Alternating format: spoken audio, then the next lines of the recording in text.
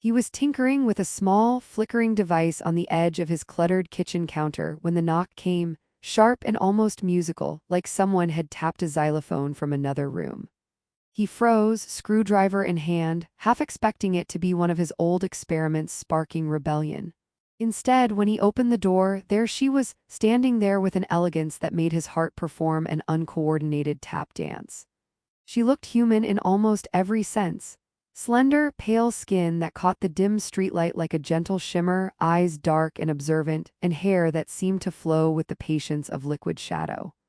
Then his gaze traveled upward, and he stifled a laugh because her long, tapered ears twitched nervously, sliding above her head like small, iridescent sails that caught the faint hum of the city. "I am lost," she said, voice soft but clear, carrying the faintest undertone of a language he didn't understand yet. She tilted her head in a motion that was almost a bow, though it didn't match anything he had ever learned in etiquette manuals. Behind her, a small backpack shimmered slightly like it was woven from liquid light, bending the street lamp beams in odd, playful arcs. He blinked. Come in." She nodded, stepping over the threshold with a careful, deliberate grace, and then froze, eyeing the apartment as though it might bite. His apartment was small, the kind of place where a single clumsy movement could knock a cascade of gadgets off the counter, which incidentally had happened twice already that week thanks to his own clumsiness. "So," he said, scratching the back of his neck, "you just found me." "Yes," she replied, "I am here because of you." The words hung in the air, alien and earnest, and he fought to keep his disbelief in check. Not many things startled him anymore. He was an engineer, after all, but standing before him was an alien being, lost and polite and twitching in ways no human had ever twitched. She tilted her head, then raised a small, metallic wristband and pointed to it. A holographic display flickered upward, showing swirling stars and shifting constellations, like a miniature galaxy trapped in light. "I followed this," she said. "A GPS?" he asked, instinctively, though he immediately realized the absurdity of the question. If she came from a planet with long ears, she probably didn't mean a Google Maps coordinate. "Yes, your signal, curiosity." "Curiosity strong." He blinked, then muttered to himself, "This is the weirdest evening in human history." She smiled faintly, a polite, almost mechanical smile, though her ears twitched with amusement. "I do not fully understand your snacks." She gestured at the fridge where his experimental protein cubes sat in neat, slightly sad piles. "They look like tiny glowing meat cubes. Are they food or puzzle?" "They're technically edible," he said, rubbing the back of his neck. "Mostly edible, definitely puzzle-wise sometimes." Her eyes glimmered as if she were considering whether to try one. After a small, dramatic pause, she picked one up delicately with 2 fingers, sniffed it as though it might tell her the secrets of the cosmos, then popped it in her mouth. She chewed once, paused, and her ears twitched in a way he interpreted as polite horror. "Interesting," she said, "strange, digestible." He laughed. "Welcome to Earth, our taste in snacks is ambitious." She moved further inside, glancing around at the gadgets scattered across every surface, the monitors displaying schematics, the shelves buckling under the weight of old project prototypes. Her long ears twitched again as she leaned closer to one of the machines, inspecting it with an intensity that made him feel simultaneously proud and terrified. "This you made?" she asked, eyes wide. "It hums like small star." He shrugged, laughing nervously. "Yeah, it's supposed to measure quantum something, never mind, long story." Her fingers, impossibly long and elegant, hovered over a small metallic panel. She pressed it and the device whirred, lights dancing in synchronized chaos. "Your world is delightful, odd, full of life and chaos." "Yes," he admitted, "exactly that." He felt the corners of his mouth twitch. Somehow, her judgment didn't feel critical. It felt like she was seeing him, really seeing him, the mess, the genius, the ridiculous little quirks that usually only he noticed. Then came the first real mishap. She spotted his toaster and with a serious nod, lifted her palm over it. A faint pulse of blue light leapt from her fingertips, and the toaster emitted a tiny, harmless flash that smelled faintly of burnt metal and excitement. "I upgrade?" she asked innocently, unaware that his breakfast device had never intended to achieve interstellar connectivity. He leaped forward. "No, stop, that is not that's, well, we'll call it a human thing." Her ears twitched in confusion. Human thing, I learn human things, good. Yes, but maybe not toaster things. He laughed, feeling ridiculous but oddly exhilarated. She tilted her head, processing, then shrugged in a way that somehow made the gesture both alien and human. Hours passed with similar chaos. She examined his tiny holographic projector and tried to make it breathe like her planet's crystal forests. She got tangled in the charging cords, apologized in 3 different languages he didn't know, and made him laugh harder than he had in weeks. At one point, she attempted to feed the vacuum cleaner, insisting it must be hungry. Machine eat, she asked. You can't, he said between laughter and groans. It's not alive, probably. Eventually, they collapsed on the small couch, exhausted by the day's miniature disasters. She sat beside him, her long ears flicking gently at every sound, watching the muted city lights as they reflected off her slightly luminescent skin. For the first time, the world felt vast and small simultaneously, full of humor, strangeness, and inexplicable possibility. I thank you for letting me stay, she said softly, voice almost a whisper but full of weight. I want to learn your world, curiosity strong. He smiled, feeling breathless. Well, I guess it's only fair. You did follow a glowing breadcrumb of whatever that was. She looked at him, her alien eyes sparkling and her ears twitched in what he was certain was amusement. I trust you, we begin. And somehow, amid the chaos, the laughter, the burnt toast, and the humming gadgets, he realized that the universe had just moved a little closer, brought to him by a woman who was human enough to make him smile and alien enough to leave him utterly breathless. Her hand brushed a stray wire, her ears flicked, and for the first time, the ordinary engineer felt the extraordinary potential of having an interstellar companion in his tiny apartment. He shook his head. Well, at least I won't be lonely.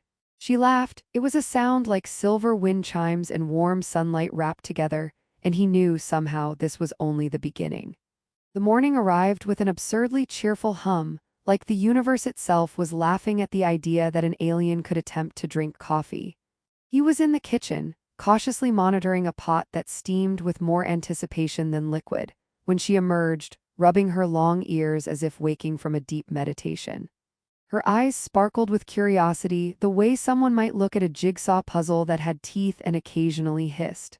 Coffee, she said carefully, touching the strange brown liquid, then recoiling when a droplet jumped onto her finger. It bites. No, he said quickly, laughing. It doesn't bite mostly, well, if you forget it for 20 minutes. She leaned closer, sniffing the steam. Warmth curious, humans drink it for energy. Yes, or to pretend we're functioning adults before 10 a.m., he replied, holding back a chuckle. She tilted her head, an almost imperceptible tilt that made her ears twitch in perfect synchronization. Her fascination with Earth culture escalated with comedic intensity that morning. She approached the toaster, not with any sinister intent this time, but with a solemn, investigative air. Bread, it transforms when heat touches it, she murmured, staring at the slowly browning slice. Curious ritual. Ritual, he asked, nearly choking on his own laughter. Yeah, toast is kind of a sacred breakfast ceremony. Mostly it's sacred to those who like burnt edges. She nodded solemnly, lifting her finger as if to bless it, then promptly tried to communicate with it. Greetings, bread, she said, tilting her head. I am your observer. The slice popped and she jumped back with a startled squeak, ears flicking like radar dishes. He laughed so hard he nearly spilled his coffee. It's okay, it's not going to attack. They spent the day in a series of small but escalating adventures. She tried to fold his laundry using what she claimed was gravity manipulation, which resulted in a pile of shirts resembling an abstract sculpture that seemed to pulse faintly in the afternoon light. Then she discovered his tiny hydroponic setup, peering at the plants with the solemnity of someone studying a rare crystal life form. They grow without soil? She asked. Yes, he said. Plants are weird. They are liquid touch stone. She mused, incredible. By mid-afternoon, she had found his collection of small mechanical drones and attempted to teach them a kind of alien ballet. The drones obeyed her initial commands but quickly devolved into chaos, bumping into the ceiling and walls, creating an unintentional but spectacular display of aerial acrobatics. He could only clap in awe and terror. I didn't know drones could do that, he admitted. She laughed. It was a tiny, musical sound that made the room feel lighter, even as a drone collided with the bookshelf, sending a cascade of tiny components jingling across the floor. Lunch brought its own series of disasters. She insisted on preparing what she called a nutrient amalgam using a combination of alien seeds, his protein cubes, and a suspicious packet of powdered spices he couldn't identify. The result was a glowing, semi-solid blob that wobbled like jelly with ambition. She offered him a spoon.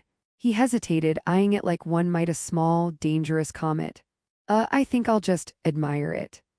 She frowned, then laughed, the sound carrying over the faint hiss of his stovetop. "Admire is acceptable. Humans have strange taste rituals." After lunch, the mood shifted subtly as she took him by the hand, her skin cool, the tips of her long fingers slightly luminescent, and guided him to his workbench. She wanted to understand his inventions, to see the logic in the chaos of his mind. He explained a small anti-gravity module, and she marveled at the simplicity and complexity in equal measure. "I do not fully comprehend," she admitted, "but your thought it dances, strange and delightful." He laughed softly. "I think that's the nicest way anyone's ever called my work ridiculous." The evening brought the first real wonder, a gift that left him almost breathless. She held out a small device, hovering in midair, projecting a holographic starfield that pulsed with faint energy.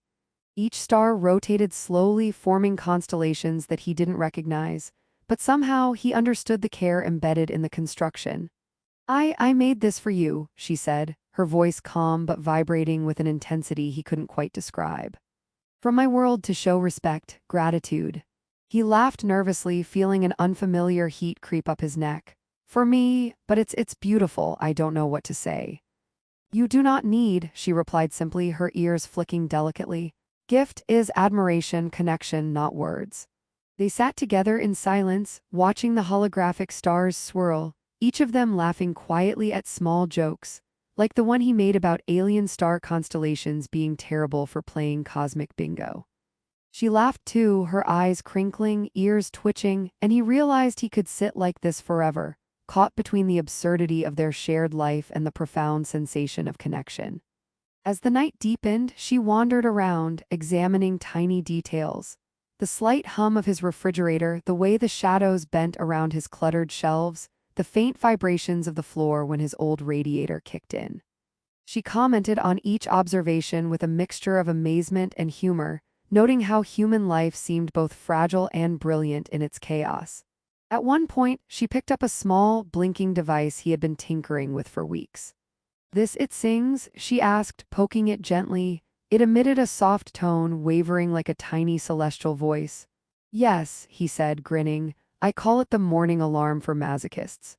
Her laugh was immediate, her long ears quivering in delight. "Humans, you are curious, mad, brilliant." Finally, as the city lights flickered through the window, they collapsed on the couch together, each silently watching the tiny holographic stars she had gifted him.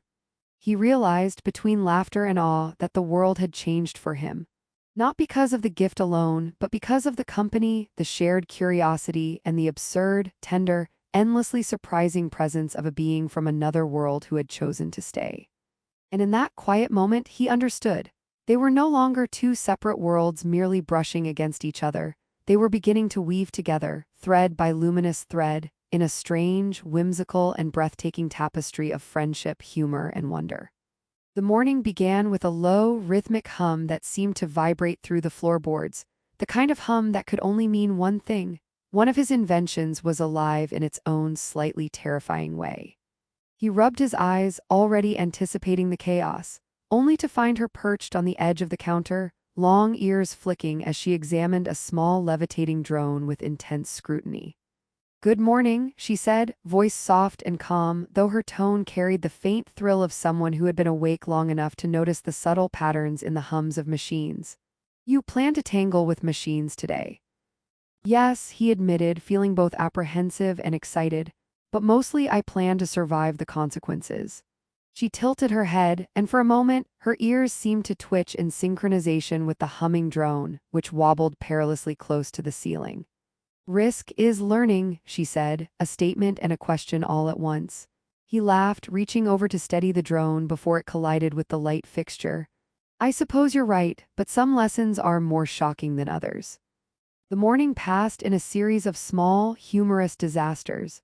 She tried to teach his drones to perform synchronized aerial patterns based on alien physics, which resulted in a collision that sent one drone spinning into the sink, setting off a chain reaction of water and sparks. He ducked, narrowly avoiding an electrified puddle, and she clapped her hands, delighted. Human reflexes impressive, risk handled well. By mid-afternoon, the humor subsided into quieter, more meaningful exchanges. She helped him organize his scattered projects, her meticulous, almost alien sense of logic bringing unexpected order to his chaos. He watched her carefully adjust a delicate mechanism, realizing that the strange, deliberate movements of her fingers, the subtle flexing of her long ears, conveyed more care than he had ever experienced from any human. Your work," she said, eyes alight with curiosity. "It is like thinking captured in metal." He smiled a little self-consciously. "It's messy thinking mostly, but I guess it's better when someone appreciates the mess." She looked up at him, a faint smile tugging at her lips. "I appreciate you fascinating." The real turning point came when he tripped over a tangled cable, sending a small experiment crashing toward the floor. She caught it with impossible precision, ears flicking in the motion like wings. "Careless," she said lightly, then her expression softened. "But human." He laughed, rubbing his head. "I take that as a compliment." Later, as the sun dipped and the city lights began their nightly dance, she approached him with a small, shimmering crystal device in her hands. It hovered delicately, pulsing with gentle energy, radiating a warmth that seemed to resonate with the air itself. "I gift," she said, "not merely star but trust, connection, shared world." He took it, feeling the soft vibrations of energy beneath his fingertips. "For me?" he asked, voice catching slightly. "But I don't know how to." "You do not need words," she interrupted, voice calm, deliberate. "This means much more." He stared at the crystal, and in that moment he realized how much he had changed. Life had been simple, contained, predictable. But now, with her, everything felt expanded, vivid, unpredictable, and infinitely more meaningful. He had learned patience, the joy of curiosity, and the beauty of the unexpected. He had laughed more in these few days than in the past year. And somehow, through her alien perspective, he had begun to see the world in ways he could never have imagined alone. They spent the evening testing the crystal together, discovering that it absorbed ambient light and pulsed gently in response to touch, like a living heartbeat. He laughed at one point when she accidentally triggered a rapid pulse, almost launching a tiny holographic display across the room. "Careful," he said, still chuckling, "this isn't a toy." "It is playful," she replied, ears flicking in amusement. "Humans, you treat everything like potential mischief." He nodded. "Yeah, that's kind of our specialty." As night deepened, they settled on the small balcony, gazing out at the sprawling city. The crystal pulsed softly between them, a tangible symbol of trust and understanding that bridged the distance between stars and species. He marveled at the way her long ears caught the faint breeze, the way her eyes reflected the lights below, and the quiet joy she seemed to find in simply being present. "I did not expect this," she said softly. "Humans not as loud as stars, but warmth vast." He laughed, shaking his head. "I didn't either, but I'm glad you came here, glad you stayed." Her ears twitched and she tilted her head, expression unreadable yet somehow profoundly tender. "I chose curiosity and connection, both strong." They sat in silence, sharing small jokes about the city, the absurdities of human life, and the delicate chaos of machines gone awry. And in that shared laughter, he realized the universe had shifted for him, not because it had changed, but because he had. The mundane had become extraordinary, the ordinary had become infinite, and every small, absurd moment felt imbued with possibility. When she finally leaned against him, her long ears brushing lightly against his shoulder, he understood fully. This wasn't just friendship or curiosity or even amusement. It was trust, shared discovery, and a bond that transcended planets, species, and the rules of expectation. "Tomorrow," he said softly, "we figure out breakfast, and maybe stop trying to teach drones to fly like alien swans." She laughed, a bright musical sound and ears twitching in mirth. "Tomorrow, yes, learning infinite." He smiled, feeling breathless in a way that had nothing to do with exercise or panic. The world was wider, stranger, and more beautiful than he had ever imagined, and somehow he knew he would never see it the same way again. And as the crystal pulsed gently between